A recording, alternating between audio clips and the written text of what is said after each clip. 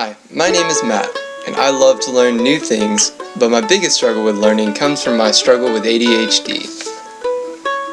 Growing up, my parents knew I was a bright kid, but yet I was never achieving my full potential in school. And, as you can well imagine, this caused quite a few arguments growing up. My parents weren't the only ones to notice. My teachers also noticed this, but they never really bothered to try and understand why it seemed like I was never reaching my full potential as a student. After a while, I tried to explain to my parents how I felt, but they just never understood. They would always respond with, "Well, why don't you just make yourself focus? Or promise me you could do better if you just worked harder." And this never really helped. When I got to college, it seemed to get even worse. I would study for hours and hours and hours, only to continuously make C's or even worse on my tests.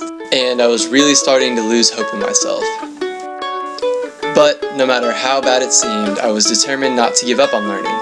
So I joined a Bible study because I knew I loved learning about the Bible, and it was something I was interested in, which made learning it all the easier. Joining a Bible study was probably the best thing I could have done at that time. It really reignited my love for learning, and after a while, they asked me to lead a Bible study where I would actually teach the Bible to a group of college students. And this is where I met one of the biggest role models in my life, Dusty Stone. He was my new Bible study teacher, and the way that he taught was by first getting to know his students, understanding how they think, and actually applying his knowledge of each and every one of us in how he taught.